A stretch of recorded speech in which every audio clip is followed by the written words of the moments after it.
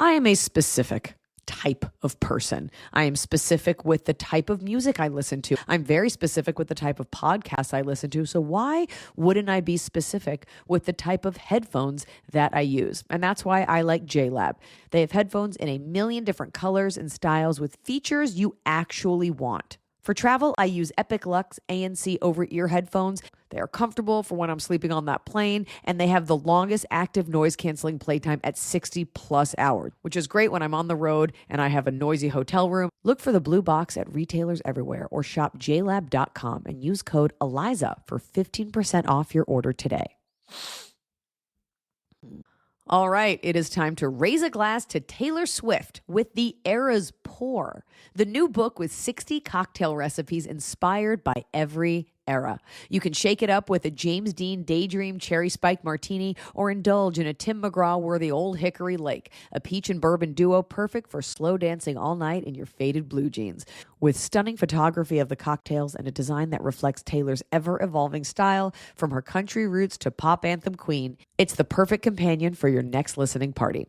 London boys, Miss Americanas, and new romantics alike, grab your shaker tins. It's time to make the whole place shimmer. The Eras Pour is available wherever books are sold. Guess what? Discover's accepted at 99% of the places that take credit cards nationwide. You heard right, 99%. If you don't think so, maybe it's time to face facts. You're stuck in the past. Based on the February 2024 Nielsen report. Learn more at discover.com/creditcard. Lemonada.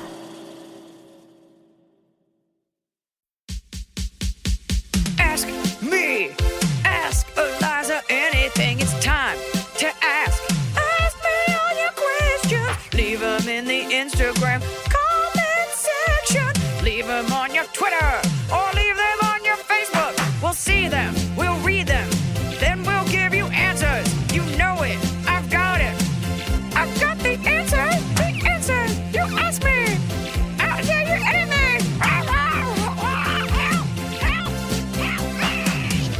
You ever get a zit and you're like, why would I have a zit? Like, what did I do? And then it's like, oh, you ate a box of Swedish fish last night, had 2 donuts for dinner and a coffee with cold foam, and then went and drove 3 hours and did a bunch of stand-up. What kind of donuts? I'm embarrassed to admit. Why? I don't want you to know. Because I've said in the past that I don't like their donuts. Oh, Dunkin' table bread. Now, did you get one with something in it, or you were just like, I just want powdered plain? I got asked to do this gig called Sea Legs, which is like an on the beach series of stand-up that like a bunch of headliners do. And it's in Huntington Beach, which for those of you that don't live here is Orange County. Yeah, why do you truck over there? They paid me a lot of money. Okay. And I got to keep all of it. And it's this cool thing where it's like this little beach snack shack, but people pull up and they put out a blanket. Some people like bring grills. Like it's you. The idea is you order food from there, but you're kind of like camping out on the beach. People are standing. It's a very cool vibe. It took 2.5 hours to get there on Friday traffic. And I know I'm old now because my knee cramped up from having to have it slightly put pressure on the gas the whole way. I hadn't eaten in an hour and 45. I'm just like, I need something. Like I need something because I was supposed to do like an hour of stand up. And so went to Dunkin' and I was like, I wanted to eat sugar. And so I just ate the icing off the top of 2 donuts. My husband's a chef. Chocolate or vanilla or different? What do you think? You think I got a chocolate donut? I'm talking about the icing on the top. You think I got chocolate icing? Disgusting. You got 2 vanilla icing donuts and only licked off. Okay, then tell strawberry. me. Didn't I tell you? Strawberry. I got strawberry with sprinkles, like a Homer Simpson donut. Okay, that's fun. I'm just sitting here. I'm like, and I ate. When I write, I have to eat. And we are going to shoot a movie this summer and I'm doing the rewrites of certain scenes. Ooh. And it takes a lot of brain energy. And I always crave Swedish fish, even though they kind of make my stomach hurt. And I had my assistant get me a box, which is so annoying. I'm like, can you run out and get me a box? Like some pregnant woman, like, can you get me a box of Swedish fish? And then I, in the middle of that, had to get some clothes altered for some events that we're doing. So she's like pinning this skin tight dress as I'm like horking down Swedish fish. And then the saddest thing was I went to the box and they were all gone. And I was like, oh no, I ate the whole box. Are you just talking about those little like movie theater candy boxes? Yeah, in the box. Yeah. Where there's not even plastic. They're just kind of rattling around in there. There's plastic. Oh, With Swedish fish for some stupid reason because they have like the little window. Like, see, that was proof there was fish in here. Anyway. If you don't want to open it up and it's a different shaped gummy, that would be an injustice. Better not be. Better not. I love Swedish fish. That's I love the way they feel in my mouth. what a dull candy. I prefer a What's worm. yours? If I'm gonna eat a gummy, I want it to be a worm shape. I like a trolley gummy, not as much like the Swedish fish. They're just sweet enough. They're not sour. Yeah, I'm You talking probably- plain worm. You probably like a goober. Oh, a peanut covered Is that what chocolate? those are? Yeah. That always seems so gross to me. I do like a goober. I've developed a taste for goobers in the last few years. My current thing is almonds covered in chocolate. That's an adult snack. Dark chocolate or regular chocolate? Here's That's the question. problem. I got it from Costco and they only have regular. And that upsets you're talking me. about that tub. Yes. You're talking like the office tub. Yes. I wish it office was dark food. chocolate. I might have to find some dark chocolate ones somewhere. Where you know what? Trader Joe's. That's who makes that kind of stuff. Yeah, a dark chocolate covered. I also Nuts. yesterday, I can't say which one it was, but I played a game show. And you do your hair and makeup. So my makeup looked incredible and my hair looked incredible. But then I went to Huntington Beach where it's like, marine layer and like a little rainy on the beach. And so my hair looks fine, but like it kind of like ruined how great it looked. Yeah, And I realized, and I do want to talk about this, please. our barometer for what's attractive. And when you think of characters in movies who always look attractive, they always look attractive because they have straight hair. The key to being attractive in a disaster is having straight hair that lays straight. Mm-mm. I have curly hair. You never see a movie star and it's raining and there's a hurricane and she's got like little curly horns broken coming out the side. No one's got postpartum hair breakage. When you're wet, you're coming out of the bath, the hair just lays straight. Nobody is seeing a heroine with like a pushback, half curly, frizzy mullet and just like little wispies sticking out the side. Okay, yes, wet. Wet hair, yes. Dry hair, I want big. I want you to look like you're in a pageant in Texas. That's still straight. That's With still straight hair waves that you've made. into You've a done that shape? to it. Yeah, like even we were watching Moana and I'm like, so much of what makes her so fierce is that even though she has curly hair, it's heavy enough that it always lays. What nobody ever sees is me with a middle part and like little curly broken hairs all around. Like that's never the look.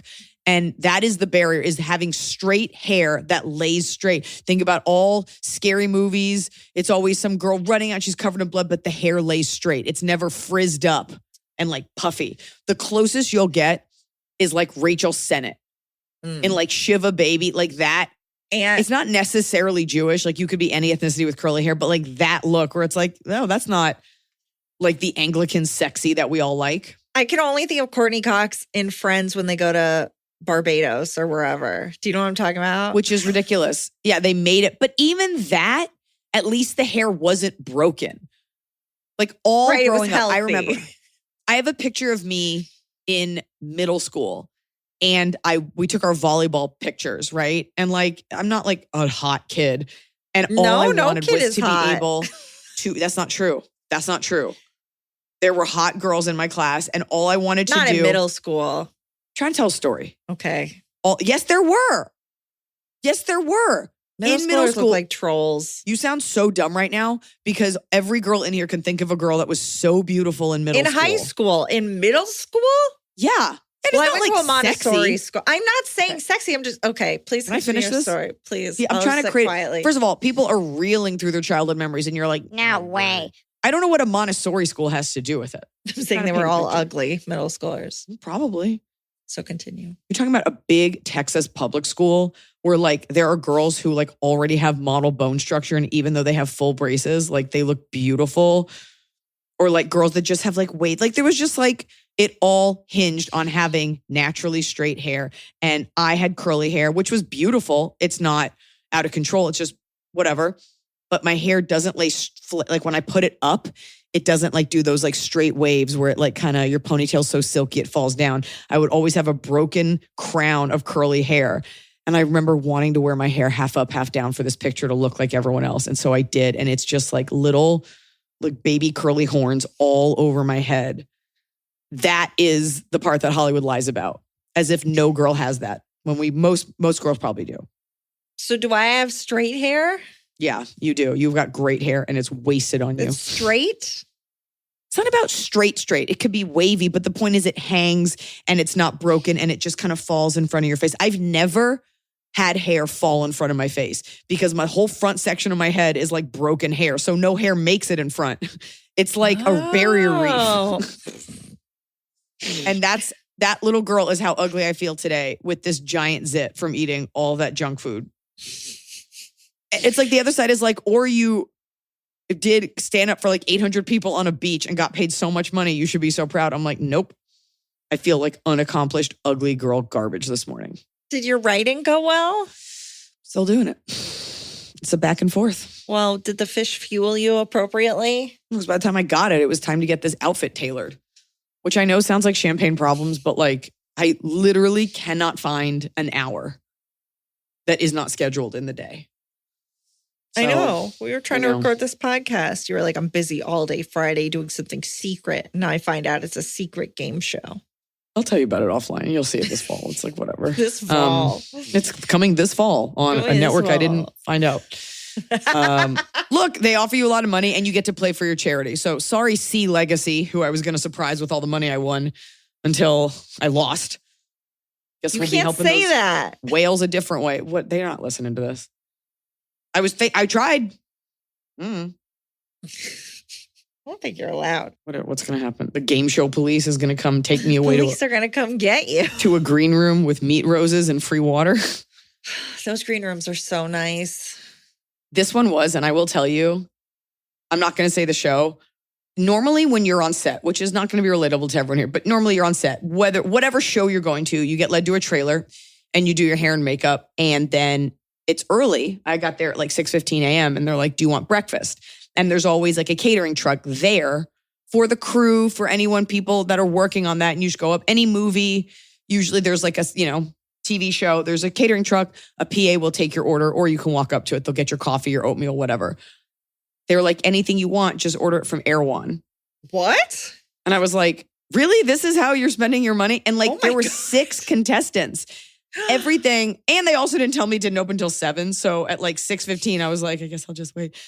But it just seemed like, I was like, I guess that's cool. However, I could not bring myself to order a Hailey Bieber smoothie. Not even on someone else's dime, which is exactly when you should. Because I was like, what am I drinking? Just like a bunch of strawberry sauce and protein. Like, I don't actually need this. You're not going to look hotter when you drink it. I didn't care. Ordered coffee and like a burrito. It had the most eggs ever. But I'm like, this is like 6 contestants per episode, like 2 shows per day, endlessly ordering. And at one point I realized I didn't have antiperspirant. And I asked, like thinking they would have like Union hair and makeup that was there. And they're like, we'll run to Erewhon. I'm like, and get me like an iodized crystal. Yeah. That's what I said, deodorant. Like, so bizarre. And then the saddest part was ahead of time, they're like, order your lunch for when you get off set. We'll give you lunch and whatever you want. God. So I ordered my Erewhon lunch and I got like a matcha smoothie and I scheduled it. I was like, this will be such a nice pick me up before I have to drive so far. And then I lost the show and they cut me early and they were like, do you want to wait for your lunch? And I was like, no, I'll go home and I'll eat just peanut butter. And then you had to lick the icing off some donuts. I did not. I could have just waited and had that Erewhon lunch. They're just ordering willy-nilly Erewhon all day. The budget of that, I feel like it's so expensive. I was just like, I've never seen money spent like that. But good for them and good for me for getting an Erewhon coffee. When are they going to start inviting me on these to compete against you? When this podcast is huge and people see your face more, then they'll be like, why don't you come on Hollywood Roblox? Hollywood Roblox. Oh, I'd be so good. I've been looking at our Patreon and I'm very, what's the word for looking at the rate of non-dropout? We have no dropouts. Well, a couple of people have canceled. What's the opposite of attrition? Really? Yeah, but that's okay. That's a bummer. Don't tell me Because that. we have money more. Well, what do you look? I mean, I don't. We promised what we promised and we delivered it. So if you do cancel, I would like to know why, because we want to make sure we're delivering on our promise. Yet most people didn't cancel. So obviously it's you, not us. Yeah, I think probably some people signed up. Again, I will remind everyone, do not sign up through your iPhone. Apple Apps takes a cut. Go on over to your browser on your computer, log in. I know it's annoying, but it will save you $250 a month that just goes straight to Apple and not to Iliza. Do that. But I enjoy looking at everybody's coffees in Cozy Coffee Corner. I don't always post my food. Sometimes my coffee isn't that great. I'll be like, here's the cup. I drank it. But I like it. I like what we have. I like our community. And I love our questions. I see them come in. I don't answer them. I don't even read them because I save them for Emily. Thank you. Yeah. I need that.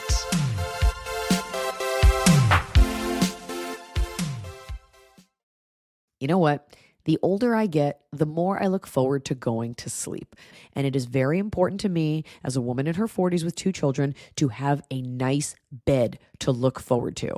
And that's why I like Boll and Branch. Their sheets wrap me in a softness so extraordinary, my mind and my body effortlessly drift off to sleep. I love Boll and Branch's organic cotton sheets. I love their organic cotton quilts and pillowcases. You can dive into luxury with Boll and Branch's percale sheets. And I've told you that I've used Boll and Branch sheets on all my beds and I've gifted them to people. Their signature sheets are made with the finest 100% organic cotton, so every night feels soft and delicious and snuggly. And I love that they come in soft, neutral colors like moss, vanilla, blue marina. These are colors that go with any type of decor, and they always look coordinated. With Boll and Branch's 30-night worry-free guarantee, you can try Boll and Branch sheets for an entire month. That's sleeping on them every night for a month. And if you don't get your best night's sleep, you can send them back for a full refund. Feel the difference an extraordinary night's sleep can make with Boll and Branch. Get 15% off plus free shipping on your first set of sheets at bollandbranch.com/Iliza. That's Boll and Branch, BOLLAND, branch.com/Iliza to save 15%. Exclusions apply. See site for details. Hey, Ask Iliza Anything listeners. I think we can all agree that everything feels crazy right now, right? Like everything is so expensive. The economy is going bonkers. Prices for the last few years have been and continue to be high. And most people, unfortunately, cannot make ends meet. And they're using their credit cards to cover their bills and they're drowning in debt. You might be one of them. Credit card debt has reached an all-time high and it is preventing Americans from reaching their goals and seeing their dreams come true. American Financing can help homeowners pay off high-interest debt by using their home's equity. American Financing is a family-owned mortgage lender that's been around for 25 years, and American Financing is licensed in all 50 states. Their customers save an average of $800 a month, and they've helped hundreds of thousands of homeowners create meaningful savings, and it's reflected in their reviews on Google. Call American Financing today, 866-888-0344. That's 866-888-0344. AmericanFinancing.net/askanything.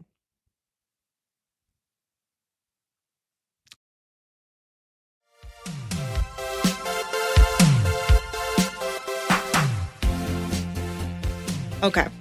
I also want to share, someone did say that Michelle's pod episode, Michelle, your friend Michelle, who you said probably had never been on the podcast, her episode that does exist, this nice young man shares, is one of the ones he frequently goes back to when he needs a laugh. So well, she's Michelle's coming to visit episode me. is a favorite. Okay, just by him. But she is coming to visit me, so maybe I'll include her again. If anybody has any economics questions or any question about spending tax money, local tax money, Michelle will have those answers. But is she allowed to share those answers? Yeah, particularly in the state of Texas. She is. Okay. She was working in the nonprofit sector for a very long time. Super Very boring. smart. Too smart. And yet, very dumb. So, All right, let's do questions. okay. My friend and I are starting a book club, and we are thinking of doing themed snacks/meals with each book. The first book is Remarkably Bright Creatures, about a woman who works at an aquarium and an octopus. So this one is, so they're obviously any sea-themed food, drink, snack bar ideas that aren't seafood. But then here's what our question asker says that cracks me up, okay? Could do seafood, but don't want it to be crazy expensive. Also, do you have any book recommendations that accompanying food themes? Thank you. Love the pod. Another organized Emily with a master's degree that I got in Denmark. I love when Iliza talks about Scandinavia. I lived there for 5 years. It's truly the best. Okay, you shouldn't want to eat seafood during your book club, not because it's expensive, but because you're reading about an aquarium, a woman who works at an aquarium and her octopus friend. You can't be eating who you're reading about. The only reason I don't eat octopus.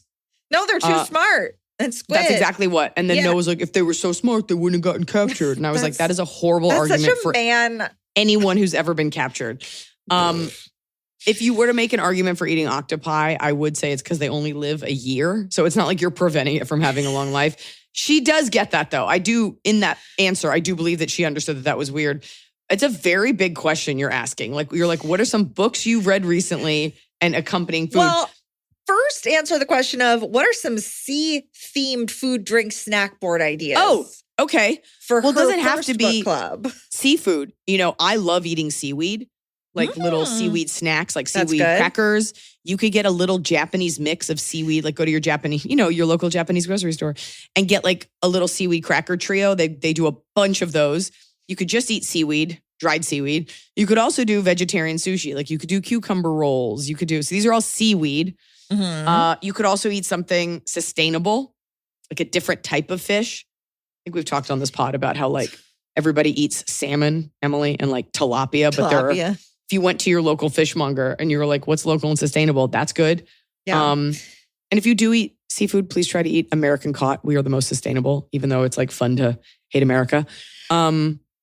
You could do sea-themed candy. Gummy worms. People use worms to go fishing. Well, here's Iliza that transitions into, there's a seasonal cocktail at Chili's. I don't remember the name. Why would I know that?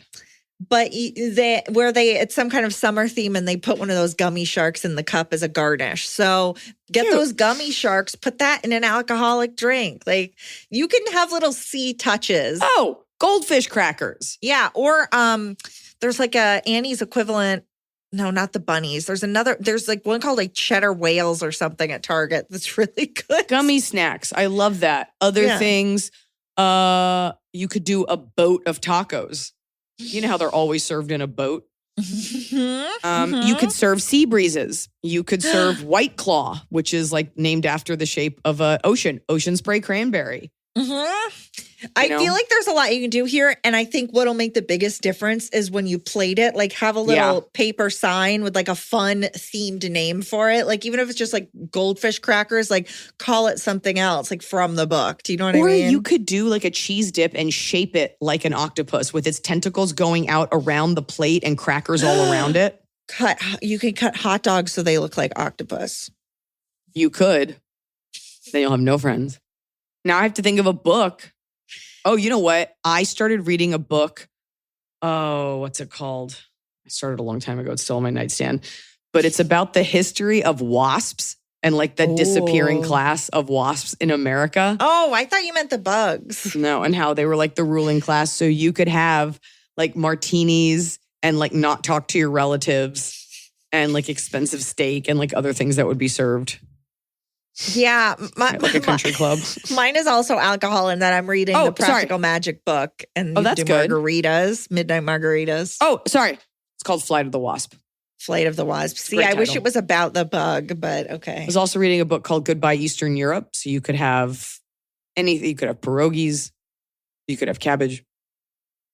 I'm also reading A Light in the Dark by Carl Sagan. So you could eat s'mores. Because there's a match on the cover of the book. Set something on fire. There you go. I think we spent enough on this. You got to go ask Martha. Think it's less down to, I think if you have 5 items that are even semi-related with fun names and it looks cute, you're set. You know what they say? Presentation is 9/10 of the law. Something like that. Exactly what they say. It's always about partying. It's never been about gun and property ownership. All right. Hello, gang.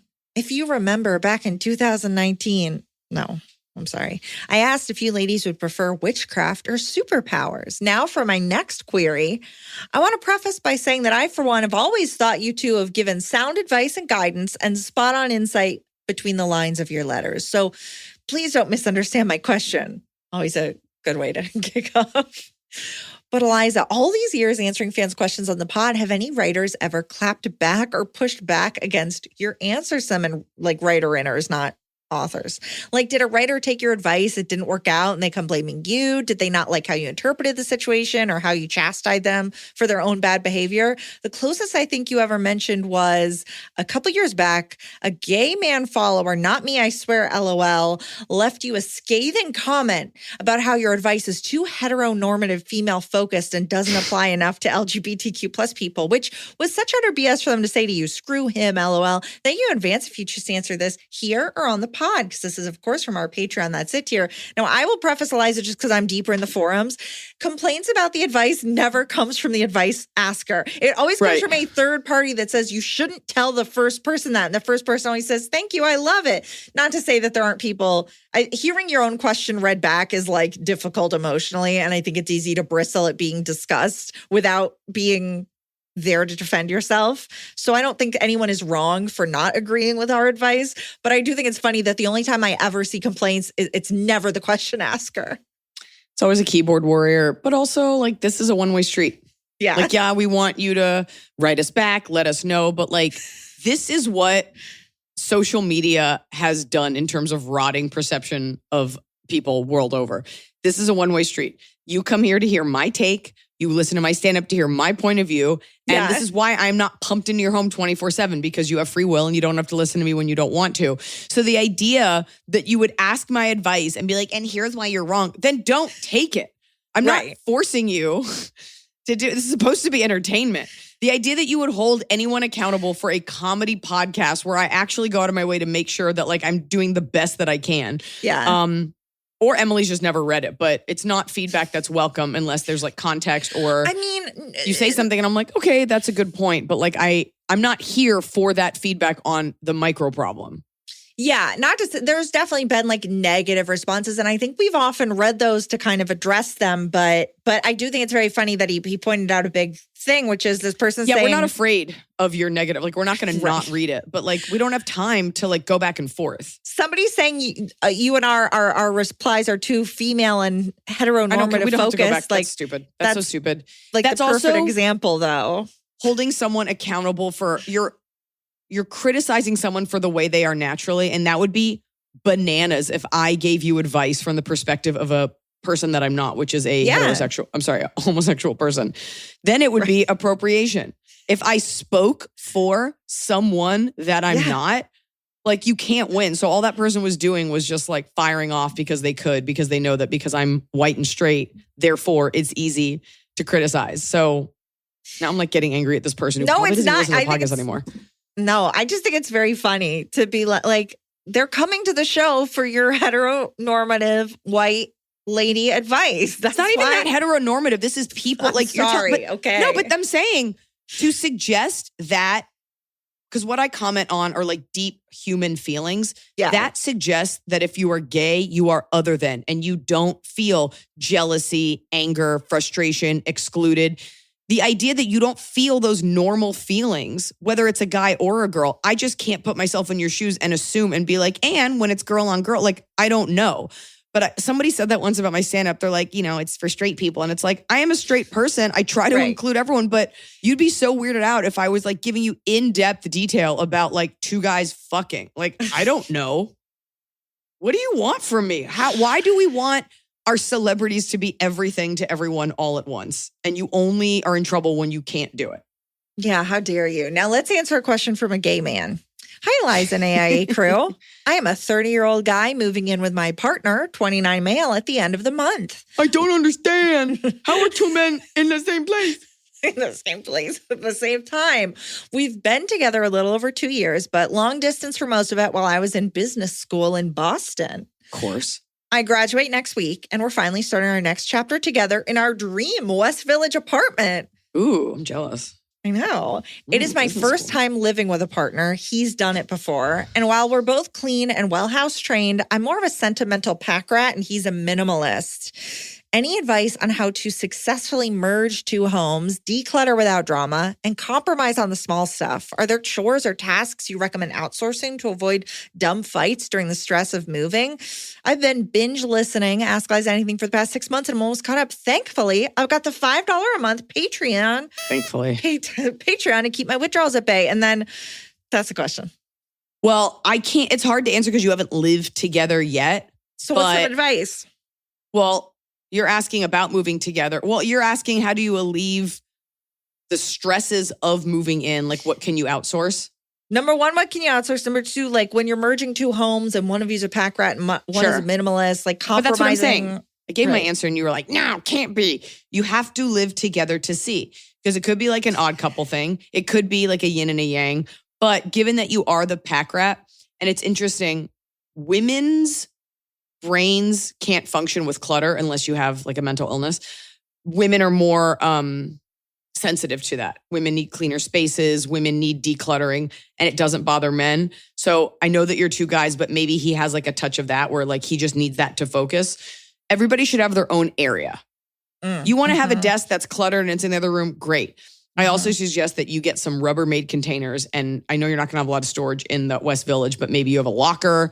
Or you could put some stuff in storage because right now at 30, you're still very attached to all of the things from high school or college or your 20s. And one day they won't mean as much, but you're going to have to be mindful of his space because he might need this to be in top form. But I think it's always a conversation and it doesn't always, you can have your little spaces and he might have to be okay with the fact that like your sink is a mess if you have your own sink.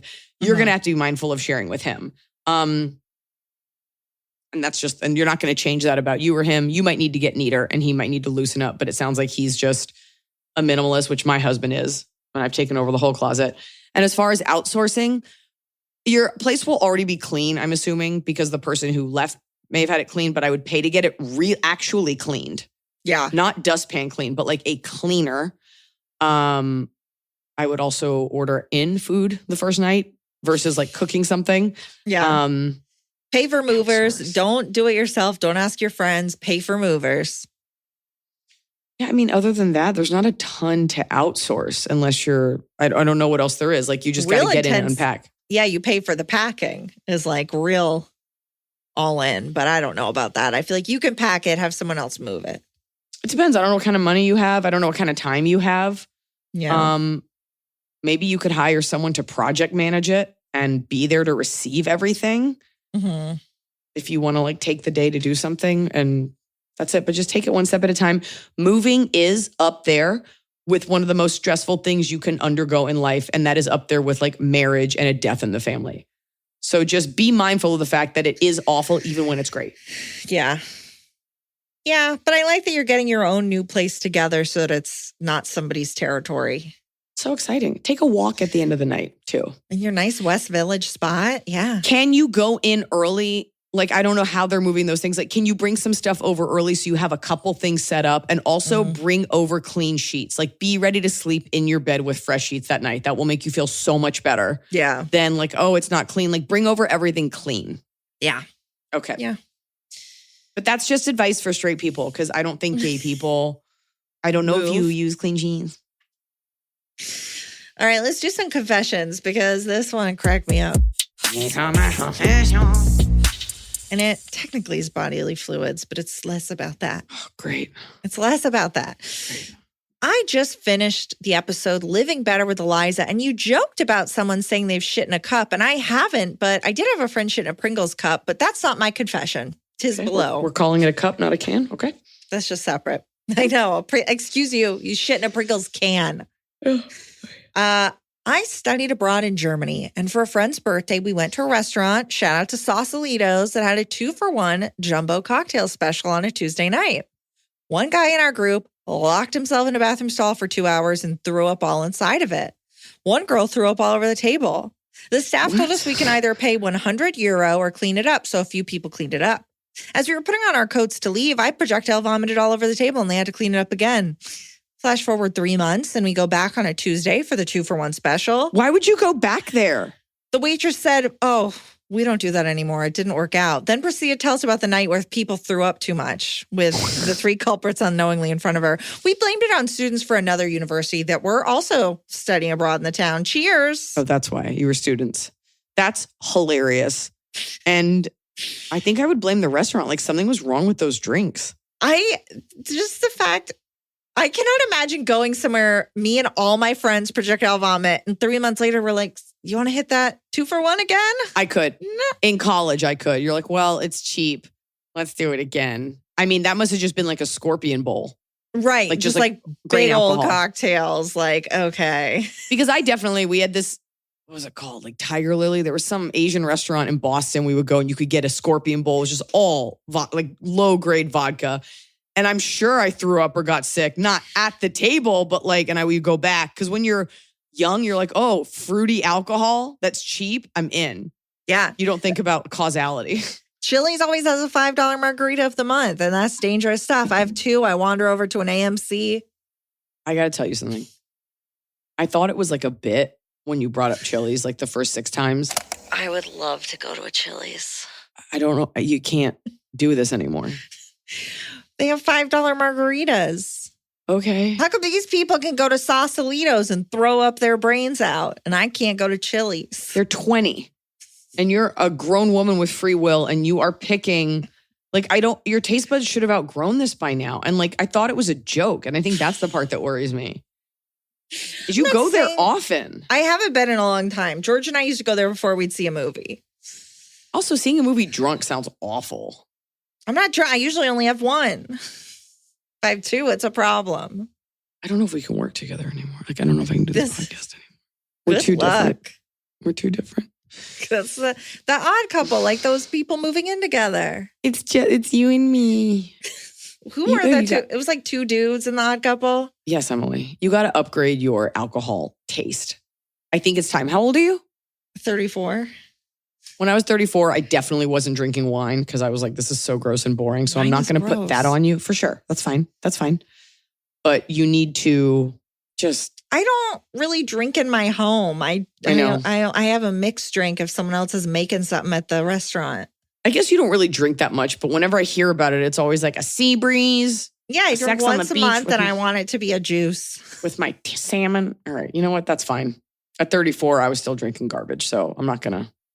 How long do I have until I have to switch to wine? I'm so much older than you. I don't think so. I'm 42. That's 8. That's not bad. 8 years. That's good for you were my boss. What if we were the same age? Yeah. You would I have guess had the was. same authority. That's always weird to me when like an influencer has an assistant who's like also trying to be an influencer and you're both like 22. That's like, is this something person? I thought was very smart about the Laugh Factory that I feel like more businesses should enact. They're like, you want to work here during the day? You don't want to be a comedian, right? I'm like, no. They're like, great, you can work here during the day. I just think it's such a conflict of interest when people are trying to also get famous. Like, just do your day job. I don't know. I don't think it precludes you from doing 3 minutes of mediocre stand-up at night. So No, but you don't want someone using that role. Like I work at an entertainment studio now where definitely there are people that are like still trying to. Andy Cohen, Make a who movie. created Real Housewives, was an executive who was like, no one can do it like me. He did a very good book. Yeah, I mean, I'm just saying. All right. Okay, we have another confession. We're still on confession corner. These are my confessions. Hi, Pod Squad. I have a non-bodily fluid confession. Thank you. I work from home full time with my 2-year-old. We're doing a bunch of confessions. I thought we We're should doing do one. 2. We do 2 now, always. Our producer, Leah, said do 2 to give it momentum. We do 2 now. Maybe. We do 1 bodily fluid All right. and 1 non. Okay. This is non. I work from home full time with my 2-year-old. Either my mom or my husband are with him, but it's a 2-bedroom duplex, so I'm very much involved in the chaos of the day. I used to do a workout class every night to blow off steam, but the gym raised the prices and it was no longer in the budget. My confession, I tell my mom or husband that I'm still going so that I can have that hour to sit in my car and do nothing. I really don't have to lie because they both be so supportive of me taking the time, but I feel less guilty leaving if they think I am going to work out. They're going to notice when you gain weight. that you weren't going to your workout. In my mind, you're eating like Arby's and listening to this podcast. No, I just think that's so funny because they would be supportive. Like you could find another workout. Like there are so many solutions. I kind of love that you just for now have settled on, I'm going to drive my car a few blocks away and sit there. But by the way, that is such a huge part of parenting is like going to the bathroom while the other person parents or like just going in another room, like just taking some time. Good for you. And I don't care if you have to lie, abstain from the truth, however you want to frame it. And you know what? It hurts no one and they would support you anyway. And even if they didn't support you, it's even better that you take that time. But maybe look for another class just because I think you seem to like your class. Either way, you take your hour. Take your hour.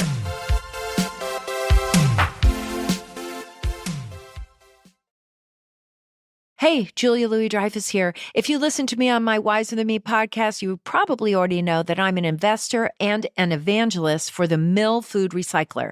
There are a lot of reasons to love Mill, but for me, it's all about the impact. Keeping food out of the garbage is one of the most powerful things we can do to help the planet every single day. We're talking banana peels, carrot tops, old takeout. When that stuff heads to the landfill, it becomes a huge driver of climate change. If you already compost, great. But of course, there's the smell, the flies, the running to the curb every day with a little leaking compost bag made of cornstarch. That's where Mill comes in. It makes keeping food out of the trash as easy as dropping it in. It can handle nearly anything, from a turkey carcass to like 20 avocado pits. It works automatically while you sleep. You can keep filling it for weeks and it never, ever smells. Mill makes dry, nutrient-rich grounds that you can use in your garden, add to your compost, feed to your chickens, or Mill can get them back to a small farm for you. But you kind of have to live with Mill to really get it, and that's why they offer a risk-free trial. Go to mill.com/wiser for an exclusive offer. Money makes the world go round. And one thing I'm always fascinated by is how people spend their money. Because it's not just about the lavish things that people buy. I also like to know how people save. What are the emotions attached to that money? What are your financial plans? And what's your attitude toward money? We all deal with money in different ways. And it's always interesting to know how people that you find interesting spend their money. The new podcast, What We Spend, delves into just that. In each episode, one person documents their lives for 1 week and captures all the ways money factors into it. Because it's easy to just look at influencers and see what they buy, and you see none of the financial repercussions. You see none of the thought that goes into it. What if we could do a deep dive and see just how people spend their money? People from all across the financial spectrum share the ways they make their money, the ways they spend their money, and all the thoughts and emotions that they have along the way. The conversations on what we spend are intimate, fun, sometimes emotional, and always real, which is what I like. Listen to What We Spend, an Odyssey original podcast, available now wherever you get your podcast.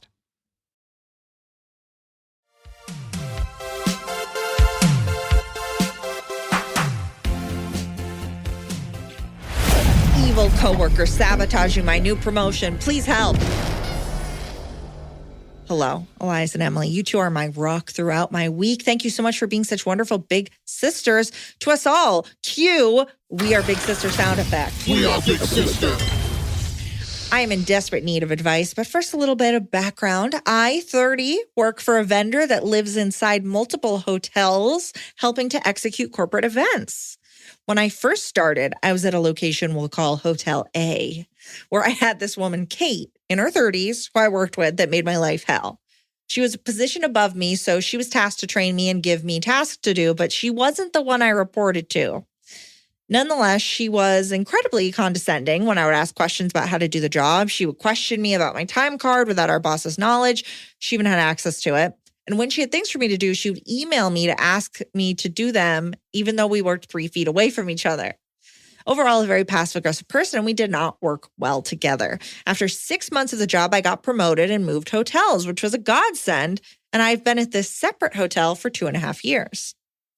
Kate has since gotten promoted to another position in the company, making her position available, and I was asked to take over her old position, which means going back to Hotel A as a senior manager. She won't be there anymore, so I gladly accepted.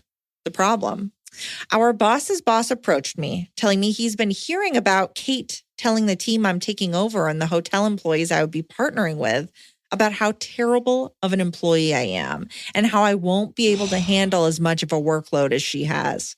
She is known to be controlling and catty to many in our company, but she still has a lot of people in the company in this hotel that love her. This really worries me that her words are creating preconceived notions that I'm going to make everyone's work life worse before I even start. How should I go about changing their minds when I do start? I know I can do the job really well.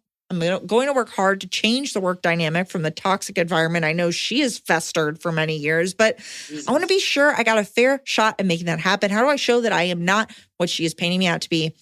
Extra info if you want to hear extra tea. Every year or two, she has threatened to quit if she doesn't get a raise or promotion. So she has been given many fake promotions with new titles just to keep her happy. The only reason people allow it is because she is close to the VP of the entire company. My first thought is, what if you are actually a bad employee? But it doesn't sound like you are. No, because they're asking her to go back and take on this role. She didn't apply for it. Well, so you have two options. You could either not, and you can say, it's so hard because I don't have a corporate job. All you can do to show them is to show them. Yes.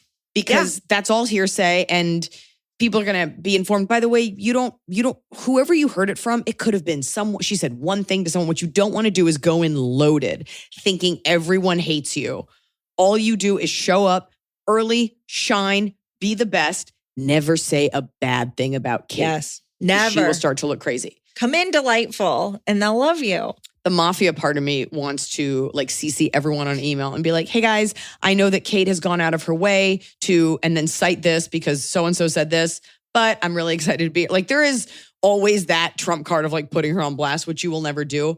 All you can do is prove. I mean, I definitely, in Hollywood, you always hear about people and then you meet them. They're like, they were lovely. And then it all of a sudden makes the other person look so small. Yes. Yes. Do not let her distract you from doing your absolute best. And you can say, to whoever you're talking to, there's a lot of bosses, but you can be like, the dynamic here when I was here was really frustrating and toxic. And I want to make sure that my team is taken care of and that we're all doing our best. Yes. And you just say that. A lot of people, you can always lie.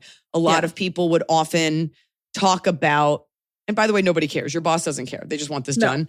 A lot of people would often talk about the toxicity and the blank and how frustrating it was. You can think of other corporate things and how they felt not belittled, but that they were sort of ridden hard for little things and people weren't given the ability and the autonomy to execute their job to the fullest. And I want to make sure that all of my team feel empowered to do their job the best. So I'm so excited about this. And I think you can talk to your team in coded language. Basically, like I actually worked at this hotel before. The team was a little different, but I'm so excited to come back now because I love this hotel and I know that we're all going to build something great. I have so many ideas for how to make sure we're serving our customers and also my team is thriving. I'm so looking forward to this. I dealt with something similar. I had a very high up person at my company go to the owner of my company and complain about me. And what I did was a little mafia in that I've just befriended about 10 other high up people. So I'm like, good luck. I've amassed an army, dummy. No one likes you. I also start to lose respect. I think about people in Hollywood that are awful, that consistently get badmouthed, and people will, apropos of nothing I said or did other than I work in the same space as this person, will pull me to the side to be like, this person's so awful. And then I'm like, this is actually your problem. Yeah. Because you worked with this person. You continue to support this person. You do this person's podcast. You do this, and then you badmouth them. It's on you. Yeah. So if somebody wants to say anything about Kate, you can just be like, well, like you had the chance to fire her. So I don't know why you're telling me. Like, I don't want anything to do with this. Yeah. It happens. Forget Kate. I can think of at least 2 women in this industry where people will go out of their way to say awful things. And I'm just like, then you probably shouldn't have produced with them. You probably shouldn't have worked with them. That's really shitty that you're dumping this on me. When you're the one working with them. Like, don't know what to tell you. Yeah. Yeah. You're fine. Our question asker sounds genuinely like very well adjusted, so I'm not worried for them. Yeah. I'm just saying, all you can do is your best. Do not let them rattle you. Yeah.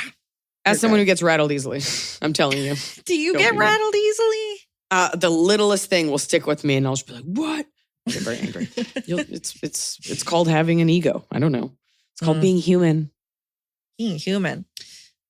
Hi, Iliza. Emily. Hot Scotty, please feed him and all babies skin and furred. I'm in need of some elder sister wisdom by both of you. So much so that what you say may indeed turn my entire life around and hopefully set the stage for the rest of my life. Hopefully. I hope not. I'm going to be honest.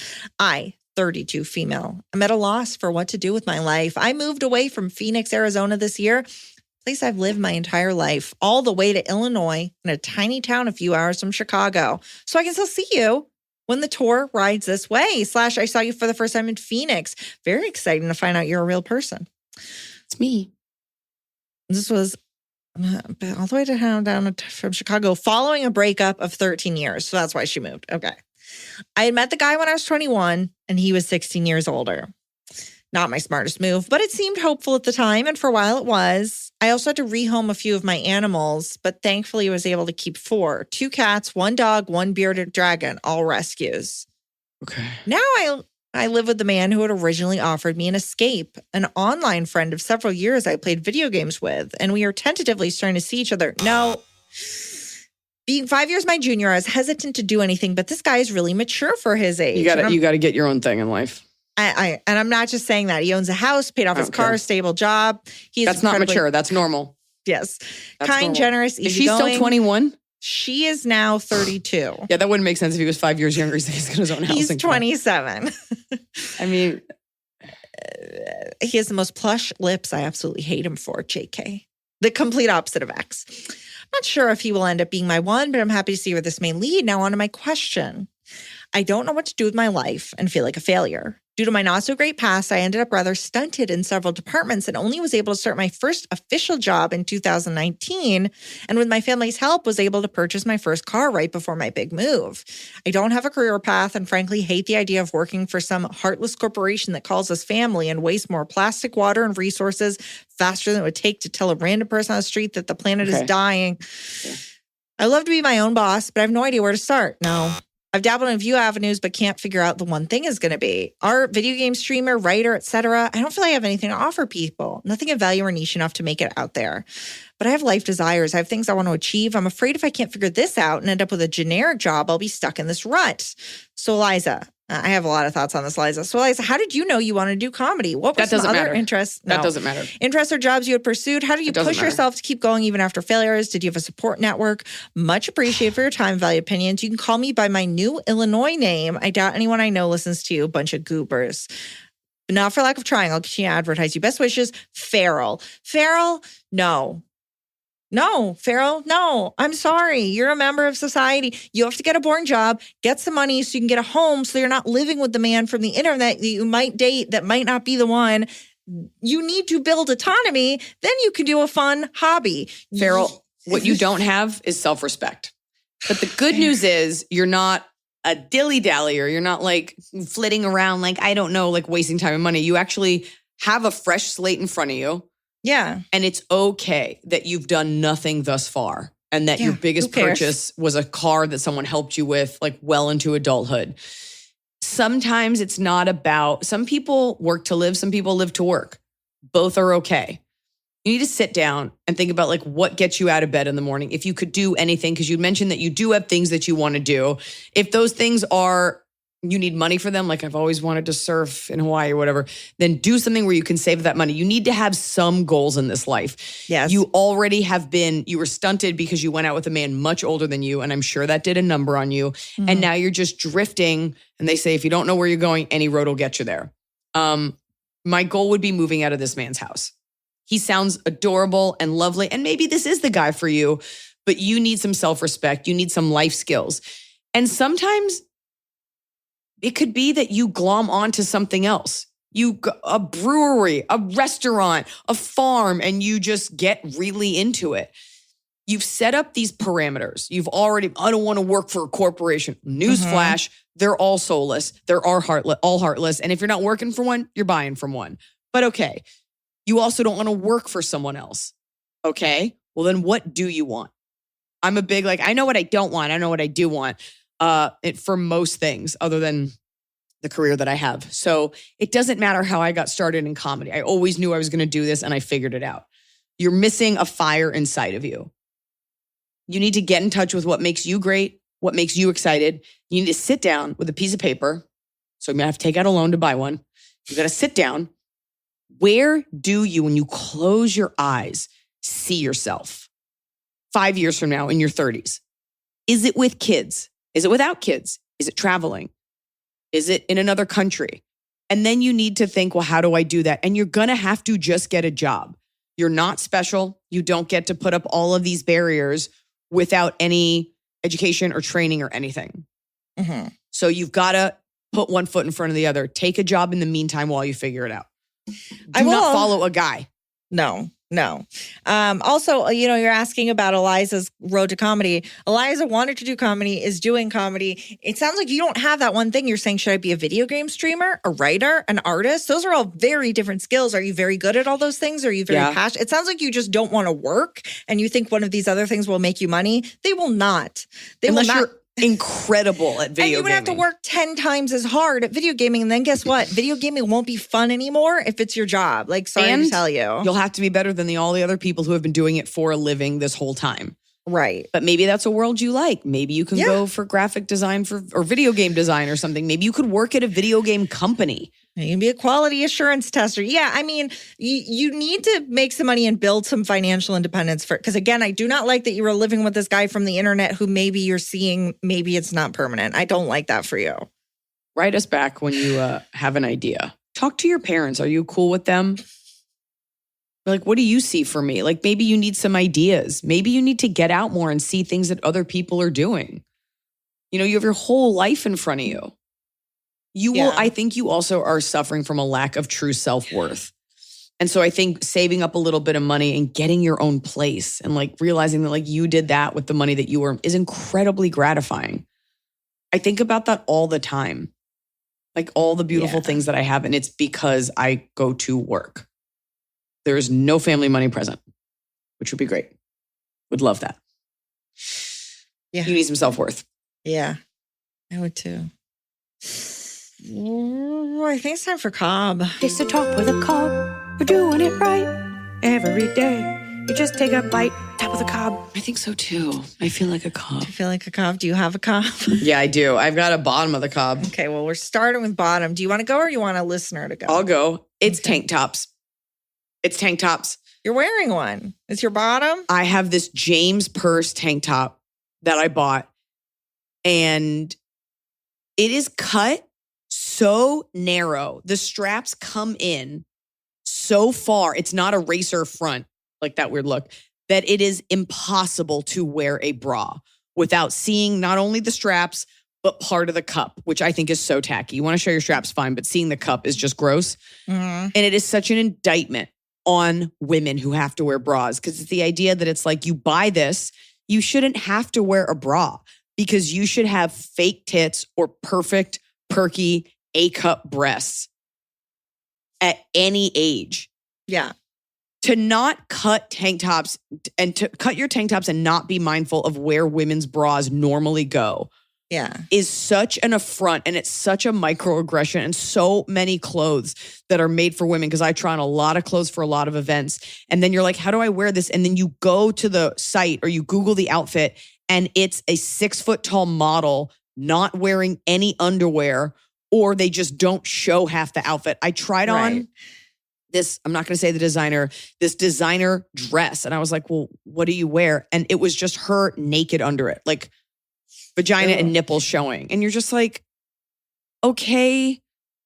I'm so tired of designers cutting things for men and being like, why can't you fit in this? Yeah. Or anorexic women. It's just so offensive. Like I like my body. I have nice boobs. I have a nice whatever. And I feel like absolute garbage. Yeah. Because there's always a bra showing. So James Purse, just know that I don't know if your cutting machine got away from you, but the proportions, the sizing on your tank tops is bananas offensive bonkers. Yeah. This is not James Purse. But even this, I'm sorry, I'm wearing a normal bra. It keeps showing that. I'm like, how fucking low cut is everything supposed to be? And so is it the idea that all women are supposed to be wearing like demi-cup bralettes at all times? I know. I'm just so over it. When I buy like professional shirts for work, I feel like the buttons start low, and I'm like, can I have a higher button? I need to do a business. The buttons start low, and it's like if you're buying a large shirt, why would you ever put a button right where your like nipples are? So it always looks like it's being pulled. There's so many bad clothes being made, like just endless shitty clothes at H&M and at Zara, just like mountains and mountains of bad clothes. And then the other side is designer stuff that is cut for anorexic women with no tits who are not allowed to wear bras. And I'm just, and honestly, even Skims. Like I bought into it. I was like, okay, look, it doesn't matter if you like Kim Kardashian or you don't, like it's here to stay. And I think it's a nice price point. She makes like some like soft stuff. So I saw these bodysuits and I was like, great. And I ordered one. You cannot wear a bra with it. Your bra has to be so low on your back. Otherwise it shows in the back. And I'm just like, what the fuck are we doing? Right. It's just so, it just breaks your heart to get dressed and your bra is sticking out because it looks like you don't know any better. And it just drives me fucking crazy. And no, I don't think it's okay to just show your bra unless it's black and it's like under it. Like nobody wants to see like a beige bra. I'm just so upset by it. And this is why I wear t-shirts. Yeah. Nothing fits. Same. Doesn't matter how in shape you are. If you're not stick thin with nipples for boobs, nobody wants you in their clothes. No. All right. Fan bottom. Okay. Tried to treat myself to a pedicure. It was just not the best. Scalding hot water, scraped too roughly. So I have raw skin around my cuticles and heels. The worst. It just suck if you're trying to do a nice thing. Like a relaxing thing. And they're just like, next. Yeah. I had that. Yeah. My bottom is people with glasses have a hard time in this Zoom age of ring lights. Look at me. Look at this. Look at me. Look at this. I Look got at a me. light reflected in my eyes. Something about knowing that we have ring lights to me is like unprofessional, which I know is insane. But if I can see it reflected, I'm like, well, I know you've created a lighting setup for yourself and I shouldn't know what's happening behind the scenes. So I hate when it shows in my glasses the reflection. Yeah, knowing someone's trying. Like when I see but if I you, take this off, look at my beady little eyes. when I see you, actually, I had a joke about, you're getting my makeup done yesterday. And I was like, BBL, beady eyes. I'm vacationing in the beady eyes. Top. My top is the smell of a bonfire. I can't say that I sit around a lot of bonfires, but last night at the beach gig in Huntington Beach, people had made like little fires and they were, I don't know, cooking. And it's just such a great summer, but also fall smell. And I just like having it on my clothes, but not for too long. Then it gets kind of gross. Yeah. Fan top, finding a key to something, in this case, a roof box for my car, you were sure was lost forever. It's a pretty good one. There you go. Yeah. My top is, do you know anyone in your life who annoys you and then they have a baby and the baby's really ugly? I know someone so annoying from literally like high school, college. And I she posted the other day and I was like, oh, her kids are so ugly looking. People are proud of their ugly babies. They're like, look, it's Hubert. And you're like, oh, what do you do? Baby's got a unibrow. You can't pluck it. No. Yeah, no, imagine how mad people would be if you shaved your baby. You do it. There are moms that do it. Okay. Okay. Shave that baby.